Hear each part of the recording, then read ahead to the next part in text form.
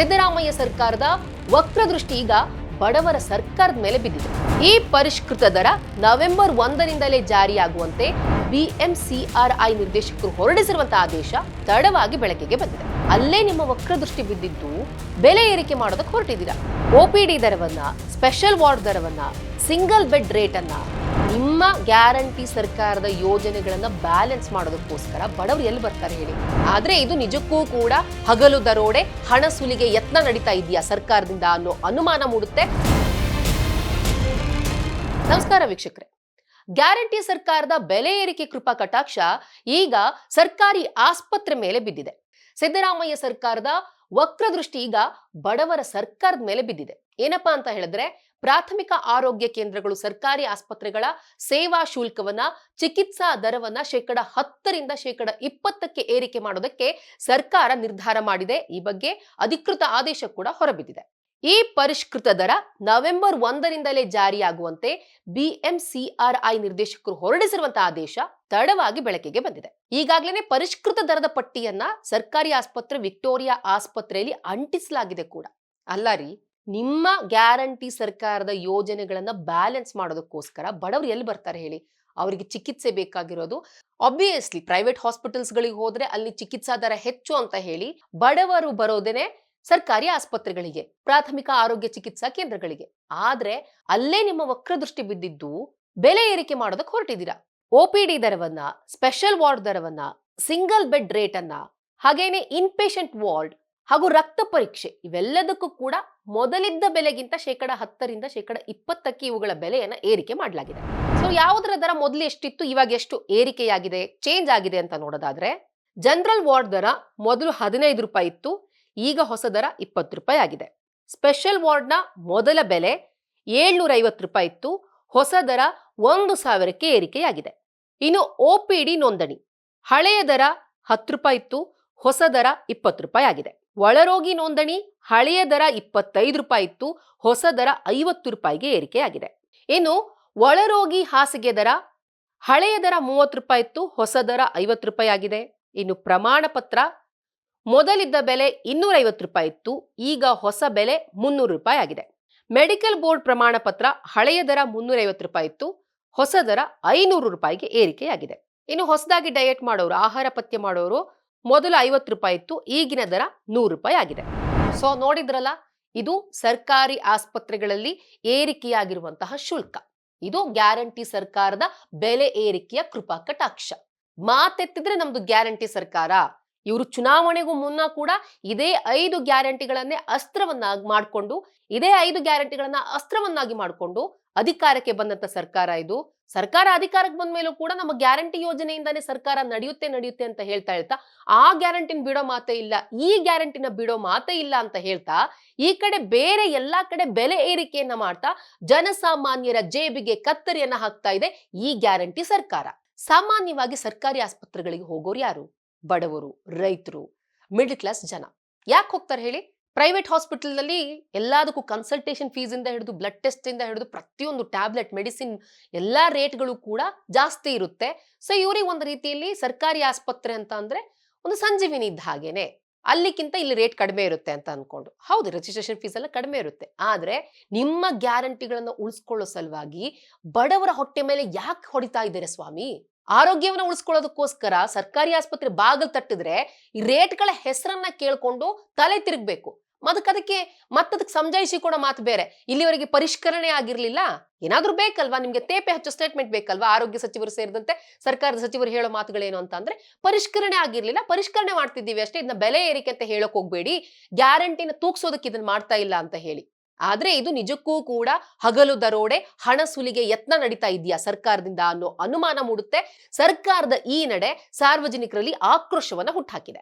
ಇದು ಒಂದು ಕಡೆ ಆದ್ರೆ, ಇನ್ನೊಂದು ಕಡೆ ರಾಜ್ಯದ ಸರ್ಕಾರಿ ಆಸ್ಪತ್ರೆಗಳಲ್ಲಿ 250 ಔಷಧಿಗಳು ಸರ್ಕಾರಿ ಆಸ್ಪತ್ರೆಗಳಿಗೆ ಪೂರೈಕೆ ಆಗ್ತಾ ಇಲ್ಲ. ಇದಕ್ಕೆ ಉತ್ತರ ಕೊಡೋರು ಯಾರು? ಸರ್ಕಾರಿ ಆಸ್ಪತ್ರೆಗಳಲ್ಲಿ ಸಾಮಾನ್ಯವಾಗಿ ಬಹುತೇಕ ಮೆಡಿಸಿನ್ ಗಳನ್ನ ಉಚಿತವಾಗಿ ನೀಡಲಾಗುತ್ತೆ. ಆದ್ರೆ ಹೋದಂತಹ ಎಲ್ಲಾ ಆಸ್ಪತ್ರೆಗಳಲ್ಲೂ ಕೂಡ ಬಹುತೇಕ ಆಸ್ಪತ್ರೆಗಳಲ್ಲಿ ಔಷಧಿಗಳು ಸಪ್ಲೈ ಆಗ್ತಾ ಇಲ್ಲ, ನಮ್ಮಲ್ಲಿ ಸ್ಟಾಕ್ ಇಲ್ಲ ಅಂತ ಅಂದಾಗ ಚಿಕಿತ್ಸೆಗೆ ನಿಮ್ಮಲ್ಲಿಗೆ ಬರಬೇಕು, ಮತ್ತವರು ಔಷಧಿನ ಮೆಡಿಸಿನ್ ತೆಗೆದುಕೊಳ್ಳೋದಕ್ಕೆ ಪ್ರೈವೇಟ್ ಮೆಡಿಕಲ್ ಶಾಪ್ ಹೋಗ್ಬೇಕು. ಇದ್ಯಾವ ಸೀಮೆ ನ್ಯಾಯ ಸ್ವಾಮಿ? ಹೀಗೆ ಹೇಳ್ತಾ ಹೋದ್ರೆ ಗ್ಯಾರಂಟಿ ಸರ್ಕಾರದ ಬೆಲೆ ಏರಿಕೆ ಇಲ್ಲಿಗೆ ಅಂದ್ರೆ ಇದು ಜಸ್ಟ್ ಬಿಗಿನಿಂಗ್ ಅಷ್ಟೇ. ಇವಾಗ ನಾನು ಹೇಳ್ತಾ ಹೋಗ್ತೀನಿ ನಿಮ್ಗೆ ಒಂದೊಂದೇ ಪಟ್ಟಿಯನ್ನ. ಈಗ ಇತ್ತೀಚೆಗೆ ನೀವು BPL ಕಾರ್ಡ್ ನ ರದ್ದು ಮಾಡಬೇಕು ಅಂತ ಹೊರಟಿದ್ದೀರಾ. ಅಂದ್ರೆ ಯಾರು ಇದರಲ್ಲಿ IT ರಿಟರ್ನ್ ಮಾಡ್ತಾರೋ, ಇನ್ಕಮ್ ಟ್ಯಾಕ್ಸ್ ನ ಯಾರು ಕಟ್ತಾರೋ, ಅಥವಾ ಮಧ್ಯಮ ವರ್ಗದವರು ಯಾರ ಹತ್ರ ಫ್ರಿಡ್ಜ್ ಇದೆಯೋ, ಯಾರ ಹತ್ರ ಗ್ಯಾಸ್ ಇದೆಯೋ, ನಿಮ್ದು ಏನೇನೋ ಒಂದು ಕ್ರೈಟೀರಿಯಾಸ್ ಇರುತ್ತಲ್ಲ, ಮಾನದಂಡಗಳು ಇರುತ್ತಲ್ವಾ. ಸೊ ಇವರೆಲ್ಲ ಯಾರು ಇರ್ತಾರೋ ಇವರೆಲ್ಲರೂ ಕೂಡ ಇವ್ರನ್ನ ನಾವು APL ಅಬೋವ್ ಪೋವರ್ಟಿ ಲೈನ್ ಗೆ ಸೇರಿಸ್ತೀವಿ. BPL ಗೆ ಯಾರು ಬಡವರು, ರೈತರು ಇಂಥವ್ರು ಇರ್ಬೇಕು ಅಂತ ಹೇಳಿ. ಆದ್ರೆ ಯಾವ ಮಾನದಂಡವನ್ನ ಅನುಸರಿಸಿ ನೀವು BPL ಕಾರ್ಡ್ಗಳನ್ನ ರದ್ದು ಮಾಡ್ತಾ ಇದ್ದೀರಾ? ಬೇಕಾಬಿಟ್ಟಿ ಮಾಡ್ತಾ ಇದ್ದೀರಾ. ಆ ಒಂದು ಉದ್ದೇಶಕ್ಕಾಗಿ ನೀವು BPL ಕಾರ್ಡ್ಗಳನ್ನ ರದ್ದು ಮಾಡ್ತಾ ಇದ್ದೀರಾ. ಏನಾದ್ರೂ ಕ್ರೈಟೀರಿಯಾಸ್ ಇದೆಯಾ ಈ ರೀತಿ ಮಾನದಂಡಗಳನ್ನ ಅನುಸರಿಸ್ತಾ ಇದ್ದೀರಾ ಅಂತ? ಖಂಡಿತವಾಗ್ಲೂ ಇಲ್ಲ. ಇನ್ನು ನೋಡಿ ನಿಮ್ಮ ಪರಿಸ್ಥಿತಿ ಎಲ್ಲಿಗೆ ಬಂದು ತಲುಪಿದೆ ಅಂತ ಅಂದ್ರೆ, ನಿಮ್ಮದೇ ಸಚಿವರೊಬ್ರು ಹೇಳ್ತಾರೆ, ಪಶ್ಚಿಮ ಘಟ್ಟದಲ್ಲಿ ಹುಟ್ಟುವ ಆ ನದಿಯ ನೀರನ್ನ ಬಳಸುವವರಿಗೆ ನಾವು ಸೆಸ್ ಹಾಕ್ತೀವಿ ಅಂತ. ಈಶ್ವರ್ ಖಂಡ್ರೆ ಅವರು ಈ ಮಾತನ್ನ ಹೇಳಿರೋದು. ನಿಮ್ಮ ಪರಿಸ್ಥಿತಿ ಇಲ್ಲಿಗೆ ಬಂದಿದ್ಯಾ? ಕುಡಿಯುವ ನೀರನ್ನ ನೀರಿನ ಮೇಲೂ ಕೂಡ ನೀವು ಸೆಸ್ ಹಾಕುವಂತ ಪರಿಸ್ಥಿತಿ ಗ್ಯಾರಂಟಿ ಸರ್ಕಾರಕ್ಕೆ ಬಂದಿದ್ಯಾ? ಈಗಲೂ ಎದೆ ತಟ್ಟಿ ಹೇಳ್ತೀರಾ ನಮ್ಮ ಗ್ಯಾರಂಟಿ ಸರ್ಕಾರದಿಂದ ಜನರ ಅಭಿವೃದ್ಧಿ ಆಗಿದೆ, ಕಲ್ಯಾಣ ಆಗಿದೆ ಅಂತ ಹೇಳ್ಕೊಂಡು. ಎಲ್ಲಿಗೆ ಬಂದಿದೆ ನಿಮ್ಮ ಪರಿಸ್ಥಿತಿ ಅಂದ್ರೆ ಕುಡಿಯುವ ನೀರಿಗೂ ಕೂಡ ನೀವು ಸೆಸ್ ಹಾಕುವಂತ ಪರಿಸ್ಥಿತಿ ಬಂದ್ಬಿಟ್ಟಿದ್ದೀರಾ. ಇನ್ನು ದಿನನಿತ್ಯ ಬಳಕೆ ವಸ್ತುಗಳ ಬಗ್ಗೆ ಅಂತೂ ಹೇಳೋದೇ ಬೇಡ. ಆ ಕಡೆ ಗ್ಯಾರಂಟಿ ಕೊಡ್ತೀವಿ ಕೊಡ್ತೀವಿ ಅಂತ ಹೇಳ್ತಾ ಹೇಳ್ತಾ ಪಾಪ ಗ್ಯಾರಂಟಿ ಬ್ಯಾಲೆನ್ಸ್ ಮಾಡ್ಬೇಕಲ್ಲ. ನಾವು ಫ್ರೀ ಕೊಡ್ತಾ ಇದೀವಿ, ನಾವು ಶಕ್ತಿ ಯೋಜನೆ ಮಾಡ್ತಾ ಇದೀವಿ, ಎಲ್ಲಾ ಮಹಿಳೆಯರಿಗೂ ಫ್ರೀ ಕೊಡ್ತಿದ್ದೀವಿ, 2000 ಕೊಡ್ತಿದ್ದೀವಿ, ಗೃಹಲಕ್ಷ್ಮಿ ಯೋಜನೆ ಮಾಡ್ತಿದ್ದೀವಿ ಅಂತ ಆ ಕಡೆ ಹೇಳ್ತೀರಾ. ಈ ಕಡೆ ದಿನನಿತ್ಯ ಬಳಸುವಂತ ಹಾಲಿನ ದರವನ್ನ ಏರಿಕೆ ಮಾಡಿದ್ರಿ, ಮೊಸರಿನ ದರವನ್ನ ಏರಿಕೆ ಮಾಡಿದ್ರಿ, ಪೆಟ್ರೋಲ್ ಬೆಲೆ ಅಂತೂ ಗಗನಕ್ಕೇರಿಕೆ ಆಗ್ಬಿಡ್ತು. ಜನರ ಜೇಬಿಗೆ ಕತ್ತರಿಯನ್ನ ಹಾಕಿದಂತಹ ಸರ್ಕಾರ ಇದು. ನೀವೇನಂತೀರಾ ಹೇಳಿ? ಹಾಲಿನ ಬೆಲೆಯನ್ನು ಏರಿಕೆ ಮಾಡಿ ಸಮಜಾಯಿಷಿ ಕೊಡೋದು ನೋಡಿ ನೀವು, ತೇಪೆ ಹಚ್ಚೋ ಸ್ಟೇಟ್ಮೆಂಟ್ ನೋಡಿ. ಏನಂತೀರಾ ಅಂದ್ರೆ ಹಾಲಿನ ದರವನ್ನ ಏರಿಕೆ ಮಾಡಿ ನಾವು ರೈತರ ಬಾಳನ್ನ ಹಸನ ಮಾಡ್ತೀವಿ, ಹೆಚ್ಚುವರಿ ಹಣವನ್ನ ರೈತರಿಗೆ ಕೊಡ್ತೀವಿ ಅಂತ. ಮಾಡಿದೀರಾ ಅದನ್ನ? ಗೊತ್ತಿಲ್ಲ. CM ಸಿದ್ದರಾಮಯ್ಯ ಸ್ಟೇಟ್ಮೆಂಟ್ ಅನ್ನು ಕೊಟ್ಟಿದ್ರು, ಮತ್ತೆ ಹಾಲಿನ ದರ ಏರಿಕೆ ಮಾಡ್ತೀವಿ, ಬಂದಂತ ಹಣವನ್ನ ರೈತರಿಗೆ ಕೊಡ್ತೀವಿ ಅಂತ ಹೇಳ್ಕೊಂಡು. ನಿಮ್ಮ ಸರ್ಕಾರದ ತಪ್ಪನ್ನ ಮುಚ್ಕೊಳ್ಳೋದಕ್ಕೆ, ನಿಮ್ಮ ಸರ್ಕಾರದ ದುರ್ಬಲತೆಯನ್ನ ಮುಚ್ಕೊಳ್ಳೋದಕ್ಕೆ ರೈತರ ನಪ್ಪವನ್ನ ಯಾಕೆ ಕೊಡ್ತೀರಾ? ರೈತರಿಗೆ ಹಣವನ್ನ ಕೊಡ್ತೀವಿ ಅಂತ ಯಾಕೆ ಹೇಳ್ತೀರಾ? ಲೂಟಿ ಹೊಡೆಯೋದು ನಿಮ್ಮ ಸರ್ಕಾರ, ಗ್ಯಾರಂಟಿಗಳ ಹೆಸರಿನಲ್ಲಿ ಕನ್ನ ಹಾಕ್ತಿರೋದು ನಿಮ್ಮ ಸಚಿವರು. ಬೆಲೆ ಏರಿಕೆ ಬಿಸೆತ್ತರ್ತಾ ಇರೋದು ಮಾತ್ರ ಬಡವರಿಗೆ, ಶ್ರೀಸಾಮಾನ್ಯರಿಗೆ, ರೈತರಿಗೆ. ಇನ್ನು ಎಲೆಕ್ಟ್ರಿಸಿಟಿ ಬಿಲ್ಗೆ ಬರೋಣ. ನೀವೇನಂದಿದ್ರಿ 200 ಯೂನಿಟ್ ವಿದ್ಯುತ್ ಬಳಸೋರಿಗೆ ಅಲ್ಲಿವರೆಗೂ ಕೂಡ ಉಚಿತ ವಿದ್ಯುತ್ ಅಂತ ಹೇಳ್ಕೊಂಡು. ವಿಪರ್ಯಾಸ ಅಂತ ಅಂದ್ರೆ ಎಲೆಕ್ಷನ್ ರಿಸಲ್ಟ್ ಅಂದ್ರೆ ಲಾಸ್ಟ್ ವರ್ಷ ಎಲೆಕ್ಷನ್ ರಿಸಲ್ಟ್ ಬರೋದಕ್ಕೂ ಮುಂಚೆನೆ ಯೂನಿಟ್ಗೆ 70 ಪೈಸೆ ಏರಿಕೆ ಆಗಿತ್ತು.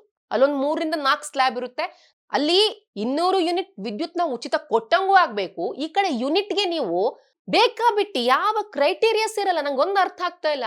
ಈ ರೀತಿ ಬೆಲೆ ಏರಿಕೆ ಮಾಡೋದಕ್ಕೆ ಹೊರಟಾಗ ಅಥವಾ ಸರ್ಕಾರದಿಂದ ಯಾವುದೇ ರೀತಿ ಯೋಜನೆಯನ್ನ ತರುವಾಗ ಒಂದು ಕ್ರೈಟೀರಿಯಾಸ್ ಇರಲ್ವಾ ನಿಮ್ಗೆ? ಒಂದು ಮಾನದಂಡ ಅಂತ ಇರೋದಿಲ್ವಾ?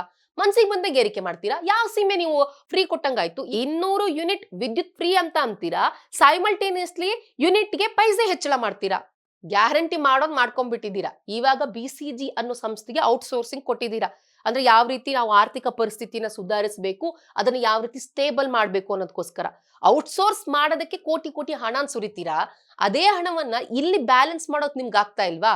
ಇವೆಲ್ಲ ಏನ್ ಮಾಡ್ತಿದಿಲ್ಲ. 5 ಗ್ಯಾರಂಟಿ ಯೋಜನೆಗಳ ಕೃಪಾ ಕಟಾಕ್ಷ ನಿಮ್ಮ ಶಾಸಕರೇ, ನಿಮ್ಮ ಸರ್ಕಾರದ ಶಾಸಕರು, ಸಚಿವರು ಕೆಲವರು ಬಹಿರಂಗವಾಗಿ ಹೇಳ್ಕೊಂಡಿದ್ದಾರೆ, ಕೆಲವರು ತಮ್ಮ ಆಪ್ತ ಬಳಗದ ಹೇಳ್ತಿದ್ದಾರೆ ಈ ಗ್ಯಾರಂಟಿ ಯೋಜನೆಗಳಿಂದ ನಮ್ಗೆ ಅನುದಾನ ಸಿಗ್ತಾ ಇಲ್ಲ, ಅಭಿವೃದ್ಧಿ ಕೆಲಸಗಳನ್ನ ಮಾಡಕ್ ಆಗ್ತಾ ಇಲ್ಲ ಅಂತ ಹೇಳಿ.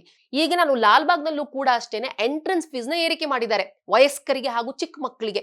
ಇವೆಲ್ಲ ಕೂಡ ಅಷ್ಟೇನೆ. ಇವೆಲ್ಲ ಏನ್ ದುಡ್ಡು ಬರುತ್ತಲ್ಲ, ಇದು ಸರ್ಕಾರದ ಬೊಕ್ಕಸವನ್ನ ತುಂಬಿಸ್ಕೊಳ್ಳೋದಕ್ಕೆ. ನಮ್ಗೆ ಏನು ಕೊರತೆನೇ ಇಲ್ಲ ಅಂತ ಹೇಳ್ತೀರಾ. ಕೊರತೆನೇ ಇಲ್ಲ ಅಂತ ಅಂದ್ಮೇಲೆ ಬಡವರ ಪಾಲಿನ ಸರ್ಕಾರಿ ಆಸ್ಪತ್ರೆಗಳ ಮೇಲೆ ಯಾಕೆ ಕಣ್ ಬೀರಿದ್ದೀರಾ? ಯಾಕಲ್ಲಿ ಸೇವಾ ಶುಲ್ಕವನ್ನ ಹೆಚ್ಚಿಗೆ ಮಾಡಿದ್ದೀರಾ? ಚಿಕಿತ್ಸಾ ದರವನ್ನ ಹೆಚ್ಚಿಗೆ ಮಾಡ್ತಾ ಇದ್ದೀರಾ? ಏನ್ ಸಾಧನೆ ಮಾಡೋಕ್ ಹೊರಟಿದ್ದೀರಾ? ಏನ್ ಸಂದೇಶ ಹೇಳೋದಕ್ಕೆ ಹೊರಟಿದ್ದೀರಾ ನೀವು?